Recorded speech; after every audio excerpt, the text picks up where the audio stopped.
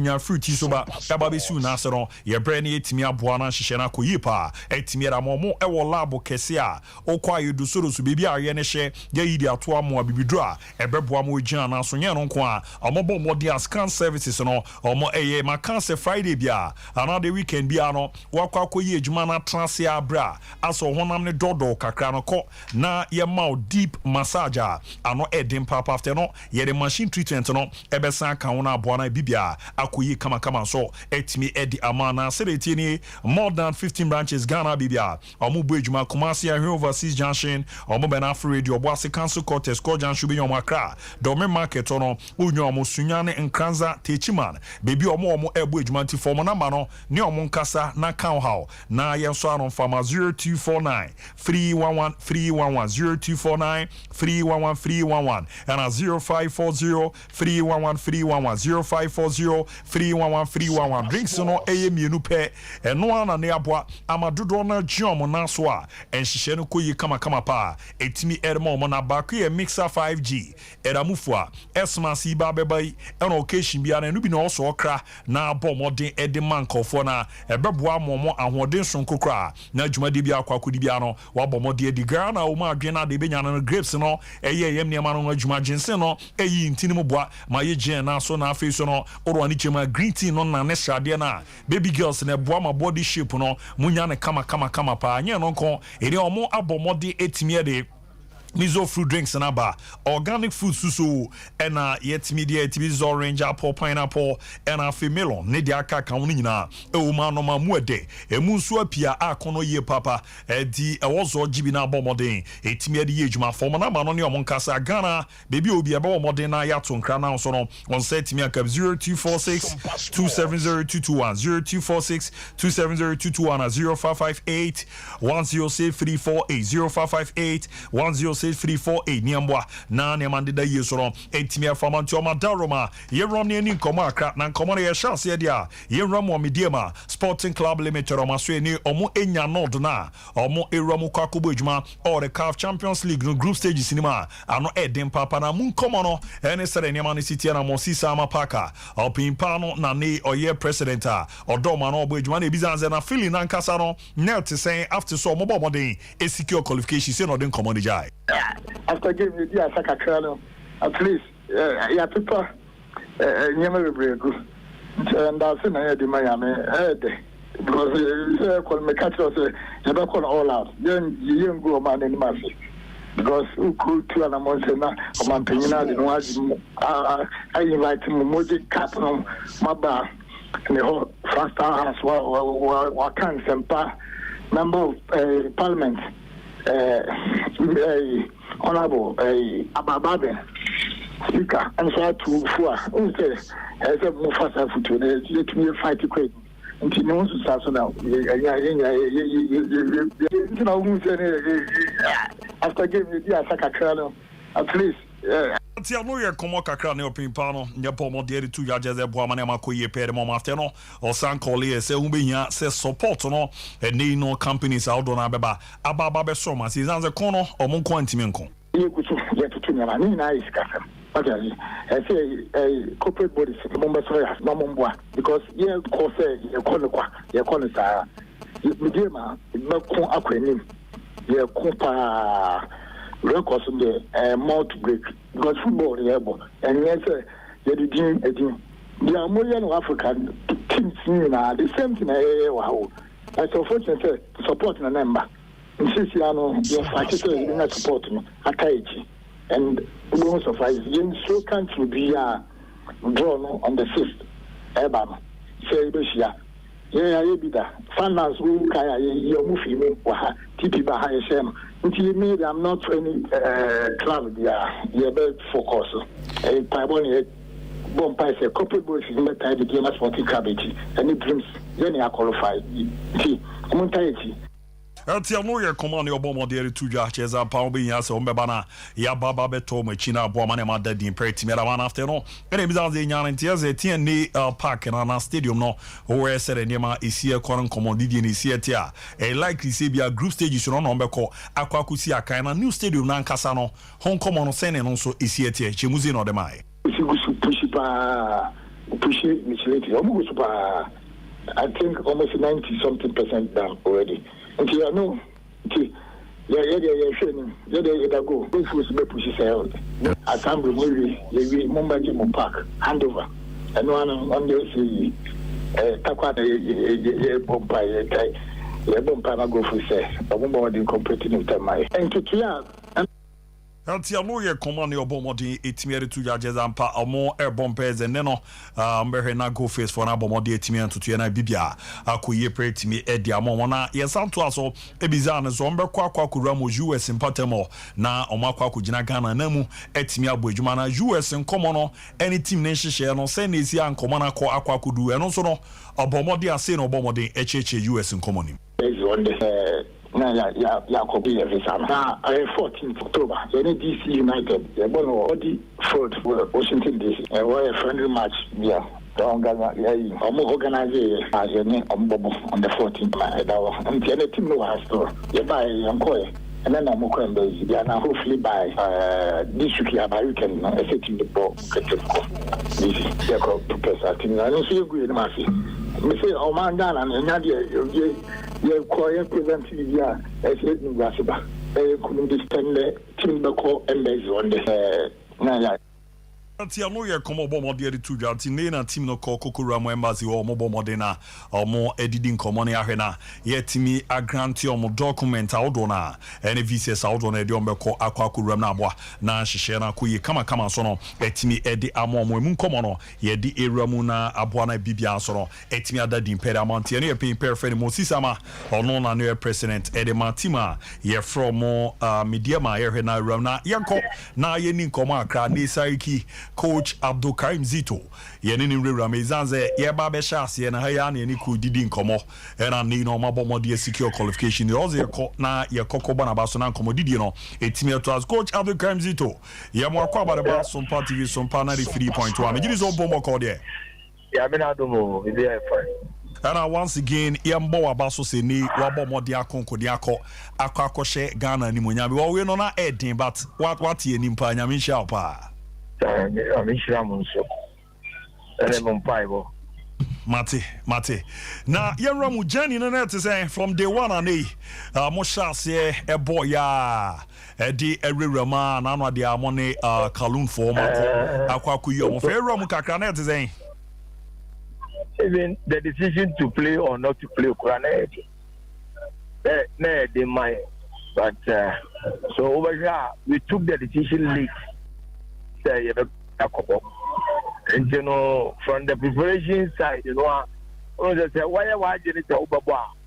Definitely, you go in for more experienced players. You go outside your comfort zone. That is recruitment. You know, all that time, you know.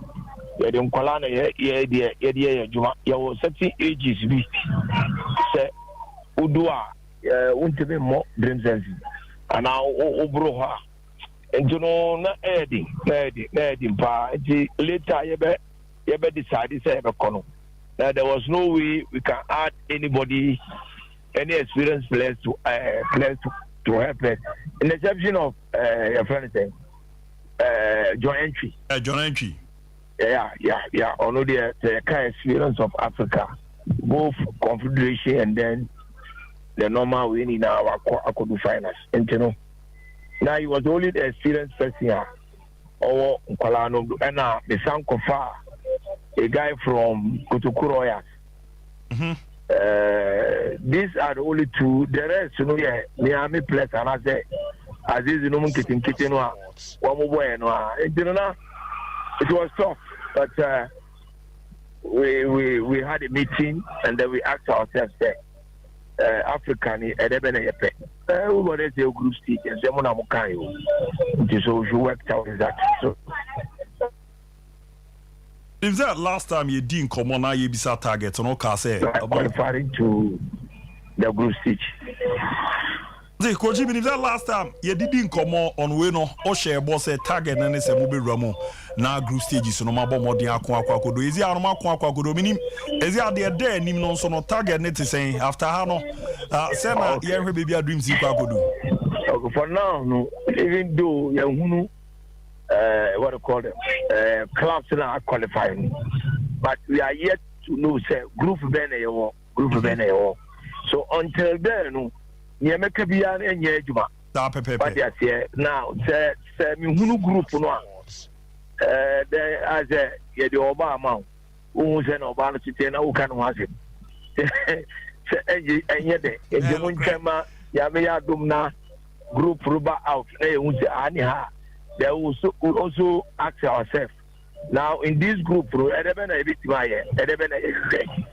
when we give ourselves the answers, then the objective will come out. So, the Munya will try to crack. Many teams in our qualify no do now the only more because Jumano Wayache, Bono Zubu, Biania there. Then expecting Yamba Friday, more ready for any team and Neoba. Well, I am ready, but I dare Bakwan met me a promise to say. We will play a meaningful impact. We are not just going to be in the group. Now, yes, Daddy. But at the end of the day, Africa will start starting Ghana again. Mati, yabo preserve corner kwakweza. But I did back also go jam there air high or Ghana kakra yeze. Zienya ye teams in izi no mo kwa Africa. Na omo boko manim zi a na unza ze domestically so no mo form no ya na a drop kakra. Menim ze won unza de no fleet how to folk no koroko. What dey akra man do ampo. It is about the management by the coaches and the administrators. You know, sir, Osha, like me, since we finished the league, I'm here to have a rest. Wow. But how do I rest then? It means, sir, and the whole day in Kotrinia, you will never see me outside. Oh, okay. I make sure I have my food, I have everything I needed in my room, and I rest. And the family knows that they all rest. So there's no disturbances. But if you come to the other side of the issue, which is a players, they are yet even to understand and to know that they are professionals. So it is up to the coaches to educate them and let them know the essence of resting in the game. No, not resting is very, very essential to every human being. The whole person will look nice in your life, even with the old age now, have enough rest in your life. Okay. Resting is very, very essential. So, now we have something in the game called in the preparation called red zone. Red zone here, situation here, what Brahma Abrosov. I see the depletion of black coaching every woman. You are no more thinking, but already about one minute. So, I do say, you know, and you know, as a coach, you know, with these situations, you know, Anka, I would have gone to camp today. But no, yesterday, then rest yesterday, train today, and play tomorrow. So, but because he has postponed, I'm now training. I'm now on my way to training. You know, this is where the coaches, you know, our knowledge come into importance, because as a coach, you know, I say how to manage your players, when to do this and when not to do that. So sometimes, you see, the level of intelligence is not seen. Likewise, the level of endurance is not the same. The level of recovery is not the same. And the anatomy and the physiology are not the same. So when you see yourself say fatigue are setting in, there are certain players who know on players or training now. But instead of them to go to the normal section, you know, you let them have their own just working, just to feel the sweat. That is how we do to manage the players. And they are not a coach is okay. Okay, now what chechi mama Matias ye papa. But I say history now one making on the and when I'm shaking as they are bro buying Ghana no. Now home grounds near Accra Sports Stadium. Weekend is all Money are crowds of working a day when you baby a wire abakwa sep kesi na no. Team of one and a bomb. Meaning that game they are the champions, defending champions. Then I'm sure. They say also internationally also yes sports. They will go to Mukomuze. Then where the eyes a local there be no. Yeah. The who for the Yaba hide down. And you know, no, yeah, but because the beginning of the league is very difficult for everybody. Why? Because the preparation, you know, and then it was so rigid with some other players. And you know, the intensity, you know, quite high. So beating somebody, easy. And you know, we have to do your best. This is the time also for you to acquire some level of positions via. After the 7 matches now, you see the real image of the league member out. But for now, no dear, we are. Tiria just in the bar and shed on your game you who be abroso. Yes, and I'm saying for now, no dear, we are on the 7 matches. Then the flexibility will come in, and the all what you've learned by now, no now, Colana actually out of it. Then we see who is who and who is not. Koji mini bizo na mkwamu ko baby era se pa no. Me na mkwazu pa we got training. To them mami ja. Me friends awam e buri e ko training. Okay. Madu kitasi. Yera se pa zo nya amre ni edi nkomo. Di mini bizo after we no say e be kasa. Why? Thank you very much, Madam Asi. I know your coach Abdul Karim Zito near calling the Cocodin Como Abomodia Church and Sama Dona Ninema or the Guna Kwamuna Bohmanema Daye Pretty Madamesto. Yera Sujan Cinema Ne Uruaniche Molibia, Clubber from Atahadi, or more a confirming Kofi Koji, former Heart to Folk, Legon Cities, almost strikano, a joining on my 1 year contract in Ohena, Wababa Boamanema de Yepa, Etimi Eddie Amomo don't come on, and so Eromo Kamakama Pazoro, Etimi Eddie Amayena, ne strike all for Morgana pa. Evans Adomakon, the Gumonga. Now, Mongana, weekend, Ricardo Vras and 1-on-1 Obizanza Monga. Is there a go key no near Mancrani Lidio? Mabo 3 goals. Now, Quenyane, Bunny and Black Stars, ye don't say to me that Rose Branabra be Roma, Dena, Obecandia Francino, the Ninsem Nijai. I do. And I engine say, Afcon so to Crum Harmonia. In the Empire, we say, Dunya me de Yashasiem, the technical team, Tino Montetiano. Meet me at Tapas Mania Horde in Amaye because any more be more. I will say P. Oh, where I say, will be any swadi. Ya moye komo bomo di etimeri je cheza ba e bombe de mana na nibe ji pa panabwa manema de diera mana gebo poku aye former club ya Kumasi Asante Koroko omu player na ebizanze Sunday no game no koku webi na Koroko attack no zana azi one attackers no say no bomo de nsem no ejai. I don't know, coach, and you're such a coach in every on it. You're such a coach in because they are almost movie interposition changes, and you know, any passing here, you know, a moment critical chances in more. And you know, the critical chances as well. You also answer, also Muslim Bosse. I was a Omoye. Also, Momo on your brain, Omoye die hard, and my team, no, I want you more. I mean, it's a ghost in the back.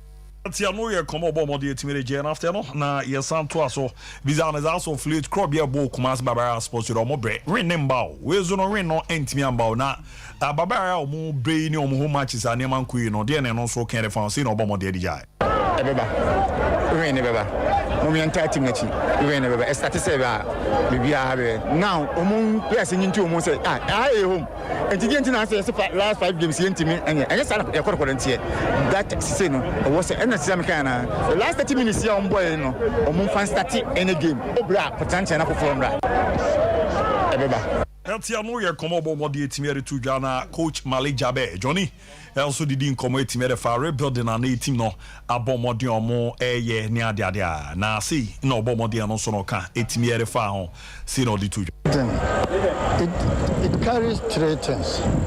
There must be discipline in the team, and then there must be continuous communication.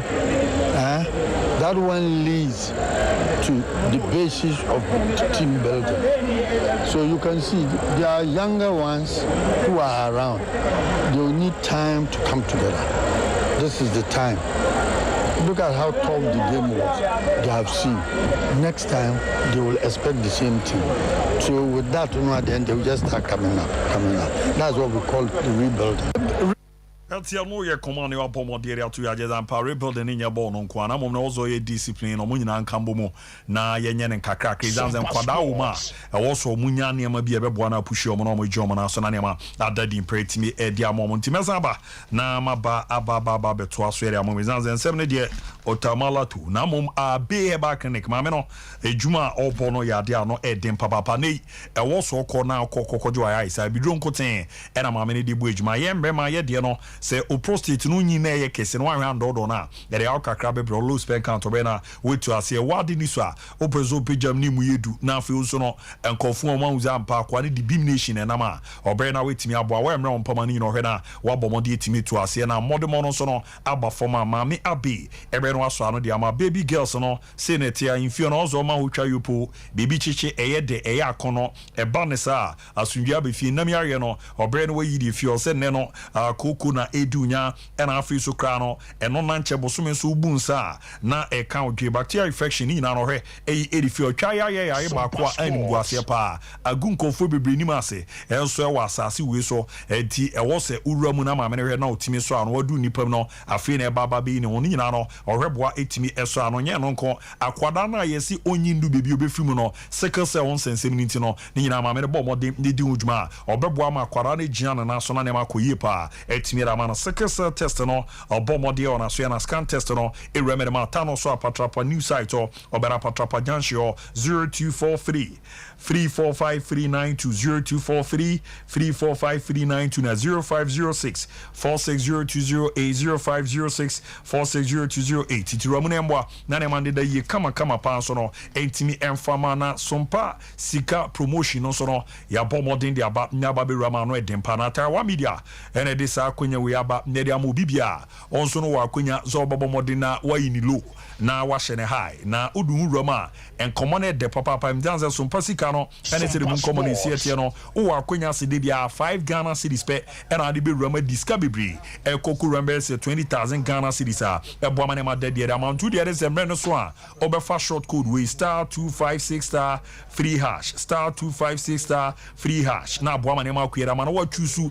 station no baby a opedi o Sompa FM TV 93.1 no Kumasi a Sompa Sunya 98.9 and afi so no Sompa Nkranza 90.7 na Taiwan TV na wo no abwanti ma wo bo modern etimi atwa ne dudu mu no na ebo ama hihye no ekoyi kama pa so no etimi ere ma so no obedi nkunim na ne ma adade etimi era ma ne National Lottery Authority age era tumtim mre no so a me pa chofa hu hye ni etwi draw no so alive no hu sampa wadi ebo ama ne ma dadi so no etimi era ma akalans boboku no e de omani achemu Europe mpata ma to no eguso a ekoso na ne omobomode omo team no na je so omo youth team ni jom na so a omo ni kukariki na di ebo ni eba na wi no omo abom eka miensa omo ntimi ante na senete amponsa Dominic enya 2 goals and Africa himself ebo omode de ba ko episo ebo ma ne makoye pede ma akalans boboku na munkomo no ye di erametimi era ma na foru ani so no echiemo doma ahinkra Ghana Commercial Bank mo branch odo ma inkro na de oma yenie yesi na otwuem ne customer service week edine omobomode a oma hofade omode ko edwuma ni nie de aduana Jesus no na oma bon top and down era omodi rama ne no omogidi se woso omoboa na team kese e won patamu no yetimi di celebrity omo na afi omo customers no omo zampa omo don makoma so a eboa ma ne ma dadi impede amamo nturu wani chemo Ghana Commercial Bank eno ewo doma inkra na jezen hihye omo so no abomode etimi era on patamu no ene ababa be hu kakra etimi era chewa efe papa edine no na jeze oma ho fade anasipo no niam omo de kokuru amu edwuma no ena join e wo hwa hu zampa efe papa eboa man hihye no koyie pa etimi edi emomam nkomo no ye di erametimi eramanti mameko Michael Akomia Jenfi ewa anom na nyambo ochena Krobia Kumasi Asante Korokoro wani chemu ewo Pajo Park no ewo Ken UST ombeba yankofa kensi ba kwa omone Asokwa Deportivo ene de bebo eni omo de boabo mo weekendi ombe Ramon Cran na omo ne Lions boboko no etimi de abo eni ntimo hihye no eno ye nhihye agipene na etimi Roma ebo ama ne ma da din peda mo nti ochina omo ne Asokwa Deportivo de bebo eni a e friendly game a omo de boabo omo na abo ama ne ma da dia da mo nti mi ye rena ye rewra mu se krai nti to edidi din komo ni bia ena afi watiti de we chi ni de rewra mi ade ni we adiminim the outcome this our podcast so say omo we no 90% them say omo we US nkomo so aboy kakra yes na players no a call for interview omo de hweso omo benyo omo visa eramu US now on the 14th omo gina Ghana na mo na Ghana week of celebration no omo abomodin ahwe no omo DC United Odi Park niam de den era mo diminim yes baby alpha if nkomo na abodo do na social cultural engagement here very positive the man any single company bia wo wi ase bia say unya opportunity say obe experience here na obe call exchange program with some of these people like you understand if it's all school kana so we invest here na exchange program ba ne ka say ba konko leg ba ko somra kekus your school ne bi wo pa di pa kon ba be twa 1 month also ba ko twa 1 month wo it is the same program the same course it lecture hall no we about had pepe we so be call pepe. It gives you a certain level of understanding of how I value other people's culture. Then a room to learn a lot from Nkofo Hodwa. Udi to me say o sound yourself with them a bit me page value no mama na kosuru bebre. It is the opportunity for Mediama to go to the US. It's not an opportunity say omo dey go US akwa kwaji omo ni kwa wo. And I say be omo go US kronum afenti omo kwa kwhwe. But the social cultural experience that they are going to get, the value ne de be kan omo kra na club no ho. Because Mediama ekoton no ho as a value, them as a club na nkasa na wako haba the value mu be pija. Oh, this is a club as a boy be a tournaments bi abonti and also be invitational tournament be from. Ombo omu di omu hu ni. Ombo bo say, omu ye say, abu san your money na pija club no in terms of their value. And it also make them sharp. And imagine so wako US habana ko CAF Champions League and a CAF Confederation. The feeling is different. The motivation is different. Wako US ayer wako US aba. Bebo bo na judi as omo. There's a level of motivation you can about that particular game and about the CAF Champions League in the Confederations Cup. It's in a class now we don't be repair preseason outside Hilano akosha Saudi Arabia. Sompa and Egypt. Egypt alali to be shimu akosha baby. Tibu koshe Dubai no aye the preseason da. Mamelodi Sundowns to be koshe baby no so aye the pre. Say the be assume when they come the environment alone and the social cultural experience they've got in Nankasa no kra no. Timi build so e ma certain level of confidence bi kwa ma timi the year adwuma ma productivity kosoro. It mediama in pioneer boss say yenko you be enfrim because the US embassy they are quite tricky. Oh, okay. I will lie. They are quite tricky. Or meet me the ma nipa be brews on kwa near the sinche club ne be apilia bra. Even players come but professional footballers come with the deal. Now once you cite examples come Andrew Nana had to take some time and say no even a visa to US store. So you go through a lot and they don't take those things for granted. So I'm only hopeful that Mediama will make use of this opportunity. Or more young players, we katona into it. Kebian young players need and come for but you know, Pennyphone so they've worked hard. Where you can infantry moka every single player that played part. Emma Mediama co group stage, you know. Moses Park and Fanda players na say, any coach na say, some damase, some mati takwa enemy say, Magic League. Must had the Akakubo group stage of the Champions League since 2012. But the winner Edamasi. It would do almost a player, one more player, 2 years visa, 3 years visa, American visa. What done as no? I would have visa why only in year. Why in year? Still a number on 25 now. One to my nephew. Me sure say be Adam Pennyform account no will find their way apply. Say US visa that you can apply. Attach them. Some of them might even have emergency staff from Betimetria Fetcher. They'll just have to fix them within it. Give them the visa. No more the call. But I did back one Sunday morning here say, me pacho ya do kono samba. Sompa Sports. Yes, remo heading yamidin pamucho. When there's a ultimate Abu, yadin yamidin pamucho. You see, as a professional footballer, on say footballers quite I mean, person may use stigmatization be amaka say football is a nipa chen obi an obi bisa. But I'm trying to mean say they will give you more than what you deserve in terms of the number of years. Okoba ubitima sa could be maybe I call mid-season breaker. Ubitima pescato now sa de call. Okoba visa do now ko apply because you've gone there, you came back, you've gone there, you came back, they'll give it to you. Or maybe mama. What I say, but it's a land of opportunities. You love to go there. Unya kabe kawo, but emfa dimboni in your club no. Awene ya na maintain na ko me maintain ne o mu ko si e jeda je hu sa. Yi team na ye. Abu se le. Maintain no. We. O mu ko si e jeda je hu sa. Efie bia mensa wo. Efie bia mensa wo. Aboso man de o de mo ko mo ma. Abu. Efie bia mensa wo. This America. Apostle that the land of opportunities. America soka kraka. I mean issue is different from the other there. What is different from what there? Aka this part aka se bra labo kwa ka be sa ba be bra labo ba. Ah, come your question me na bi se. Se me ye adwuma na se me kokova bo a. Ma kokova wi ni awia me to de na me pe. All them zamba be me adwuma. Ah? Hey awu. Oh okay, what boss. Boss there na be dia tu la o de there. The woman say bia. Ti say apostle our two kwan ya. So on kwa control down wali brade bi. E bia me say ya wona me nkoda. But what kwan that the house your name bu an sheda nya ibi yeah. Apostle was is a no ga apostle wa ko Canada. Ako take you to so on two kwan da e different. Yeah. But what two kwan that ya. Yeah. Penny for be no asam na no cre. Penny for be bro ma two kwan pen no. You see, one thing I always thank God about me is say, some biological father had opportunity to do a lot. Oh yeah, what can I say? Yeah, maybe when you know do what about you? He's not ready. Well, so go kruma, you know. Oh okay. But I say, but yeah, you need to be boy. Ubi si wolu. Because I'm a call for the Bofa for the volleyball. I like me boy. Some of our custard volleyball. Yes, volleyball. La Korea won't is as a me. Ah, because yes, I tell you, Jack. Yeah, Tata City is a job of a opportunity. Hey, Massa. But you see, I'm only pleading with the players to say, Yenny Huni, a signed a bureau, and sorry. A bureau. Well, me dear, put the name of the club first. I'm a year. Sompa, Uza Mediama say.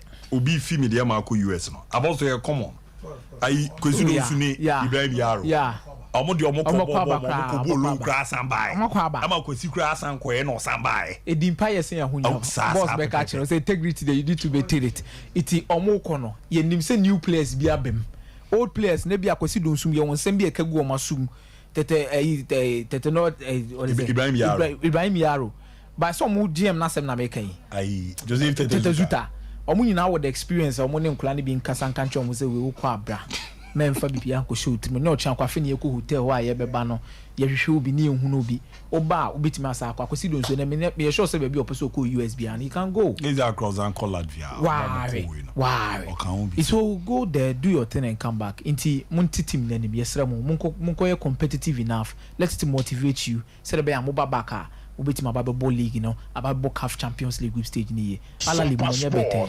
Sundowns mo nya better afi ebenya Sundowns and ala limu ba kwa hwe okroma awu I'm trusting say me say you know with that wo Esperance wo there but I don't want to watch Esperance I want to watch you that when was the last time ala limu okroma o ache Sundowns aba omo Chelsea no Sundowns aba Sundowns ba be ball media ma even Sundowns played Media or Confederation Cup.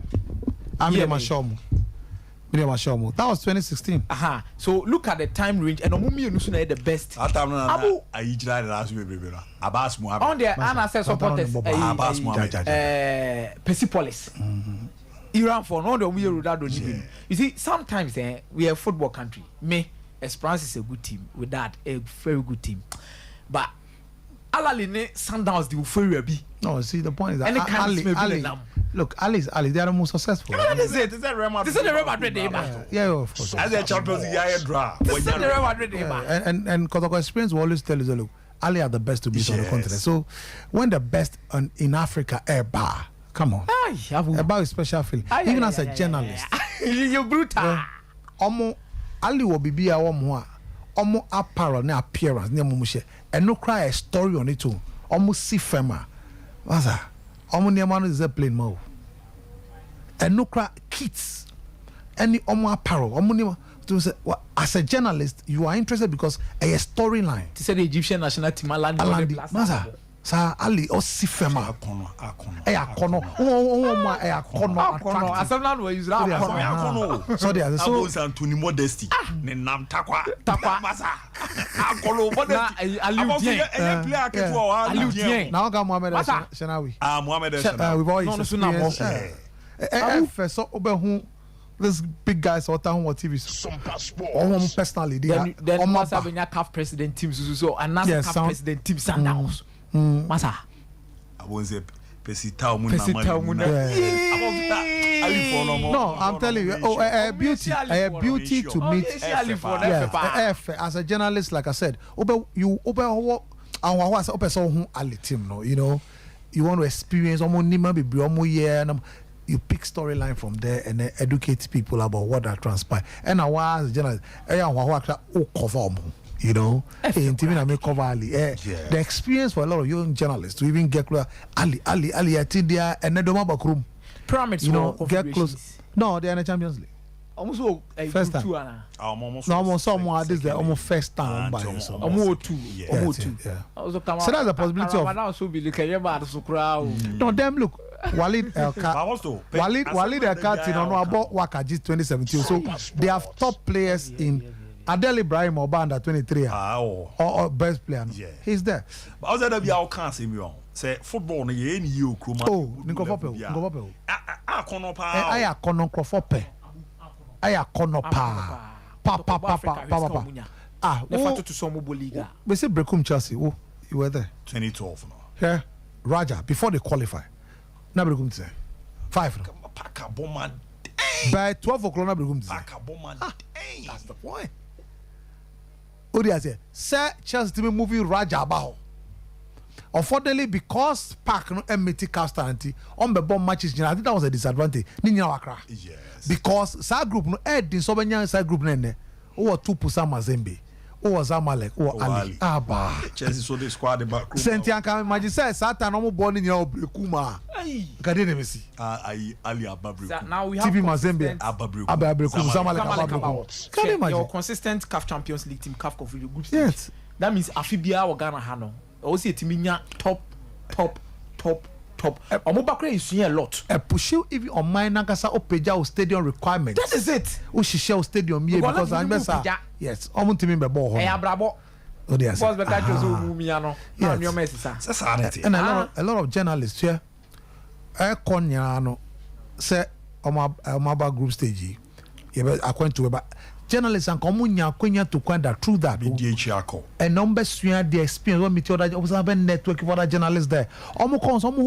The way a football put to cost one so there are a lot of things to benefit from. Media man story Wadaroma. So me. Wow, so me. Sabatima. Can you okay story between me. Was not going to Twipa, na Tamana Kotokobo CAF Champions League Confederations many times. When the club is going now, yes, contingent. I bet that very well. We tell our team the dano. Omo slot sumo mo. I bet he team no. Honestly, your wife said that any so see you. Or the journalists a court trips. Yes. And as you be then they tell Moses yes, Moses doing the same thing. Or going on the yes. Remo.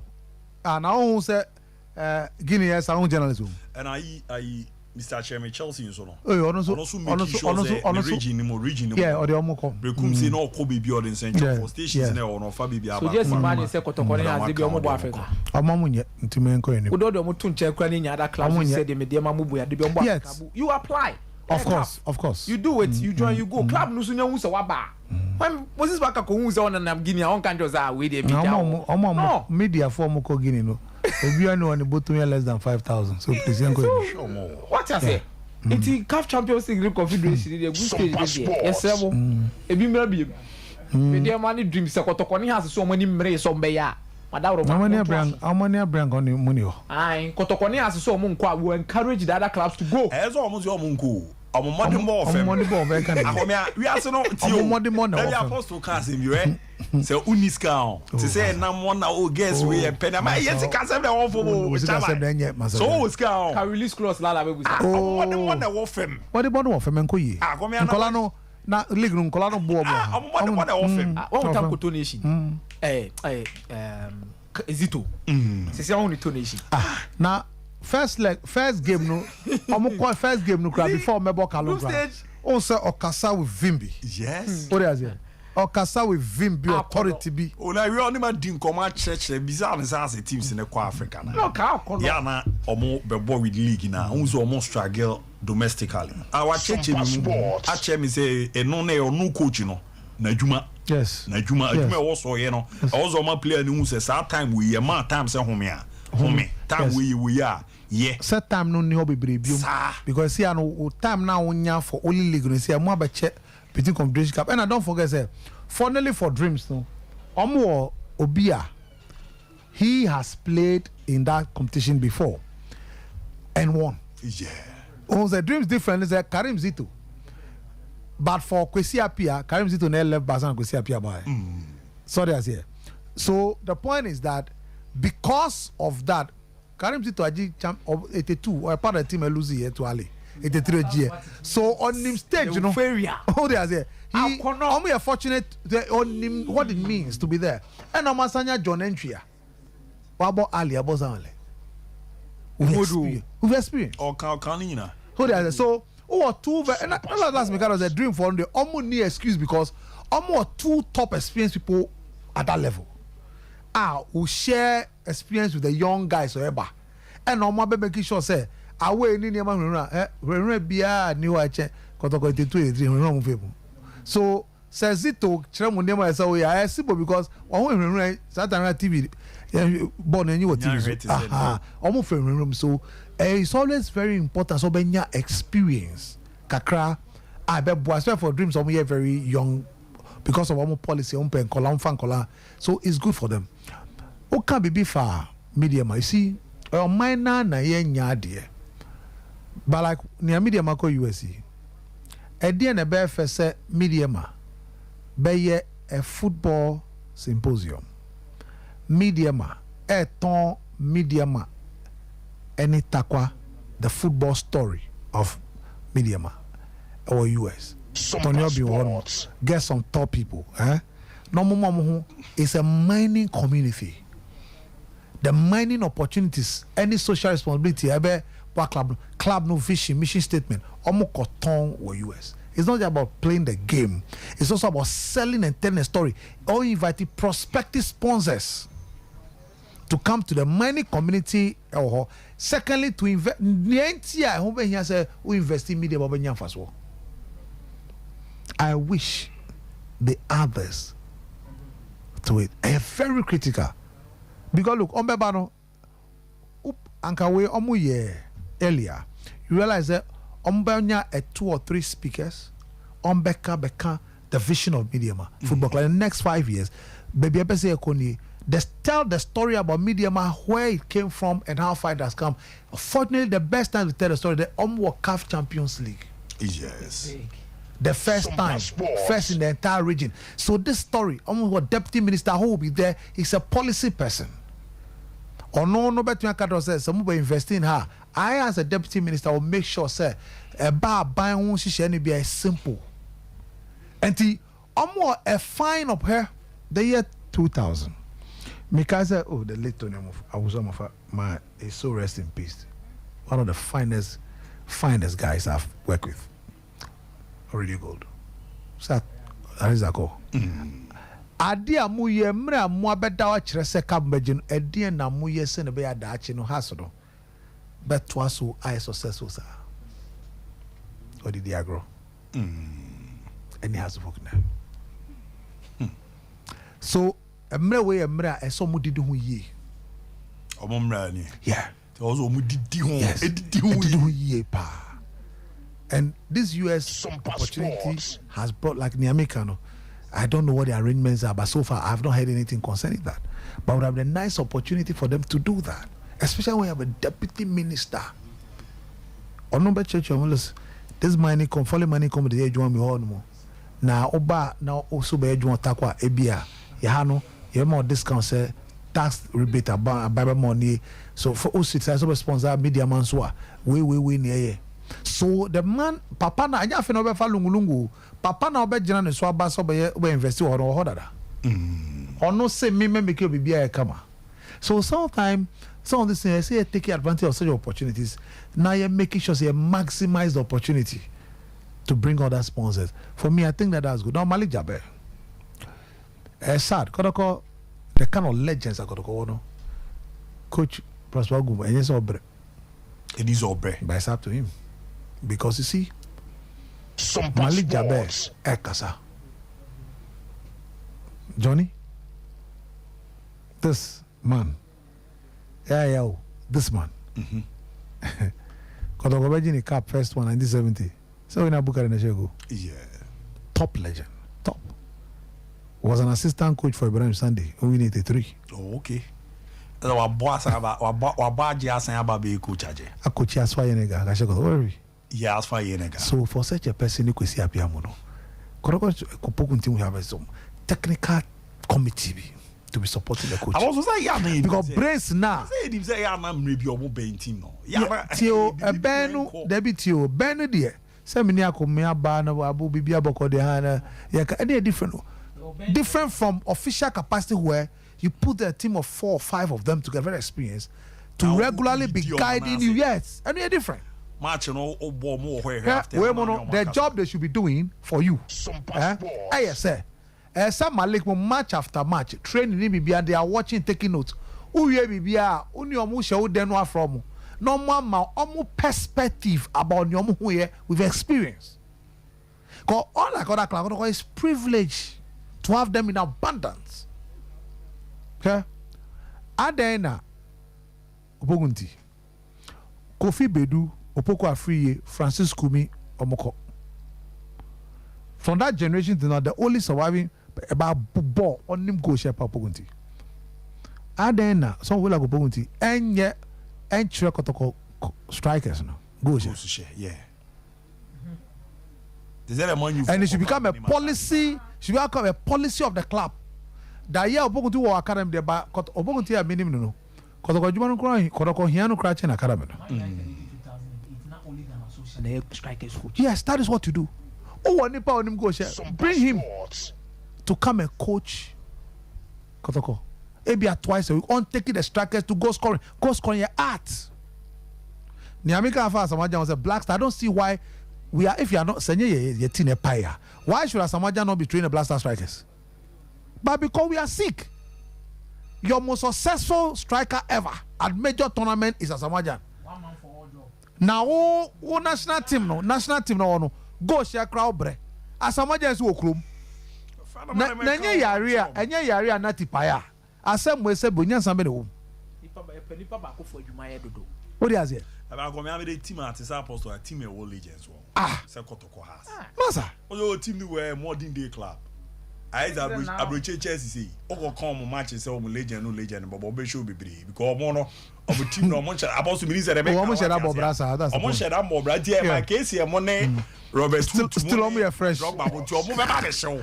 But team like Real Madrid ni Man U mo dey Barcelona mo no. Na Ramo Kokrafo no. Say Kokrafo bi na ebe dey. Ebe bo. Team like Kotoko na asa na ti o. Yes. Omo mo legends. The kind of legends they have. Yes. Malik Jaber kwaya di mo. That's Malik Jaber is a whole institution. Time can Obogun team. So finally Kwesi appear. So if you have all 4 or 5 of them, only the kind of advice they will give you. Look, omo share training, omo share matches. Normal more a technical report independent from yours because pressure name maybe almost so experienced than you in the job.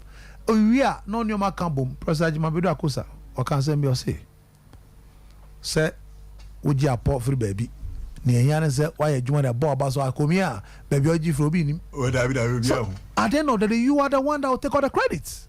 So me I'm going say I don't see why Kotoko Besienne the Malik Jabez Obogunti up and then you got to strike a duple anymore Mokwala Mopokunti for Mokwala basic pace more any art of goal scoring for some time you see things will change onu ankasa now regularly no be frɛ pokunti abisa no so or training way no so there be next time anyway he will now develop a personal relationship and he will look up to him now on so pokunti ba pack abɛhwɛ bola on gu n'anim ase yeah so I'm saying that why are we not taking advantage of this I don't know I don't take advantage of it me you I don't understand it.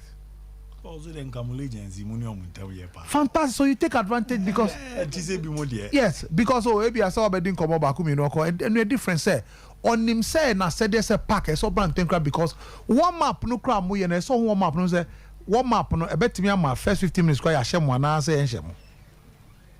Now quickly no say people are the coach one map the many and also who dey me who say we anyway here we ti one share here first 20 minutes ya so bet me ashi so bet me bibia fa ho a what do you make na say because nkomodie ni share power ho ni eni ntiase na nuado say mo adwuma ba ko nti it's easy and then the coach Dr. Prosper Ogun una OG fans so I think the IMC should think through this and no I know say IMC to make sure say on the team the diligence are there nyansa no so wo mutrim but sabi o opobi adwen a wo na okosre enya ni pa na ba ho da bra no antime so ano eza akrebe eza obeji obi adwuma so there say tutu ana mo na kasa yes we the Ghana de enche na eso obeji adwuma bi no o ma se adwuma ai mo say we chief counselor ba aba so keto abanti from any one no speed no dey call no so ni panon so ni samo be bomb pa ma ntin ho yi how the minim say sa no kan DJ at PK Sompa Sports opun one pa boys dey say akora stars dey bia na de ketwa di eko o form pa PK ba na wa ba beto DJ PK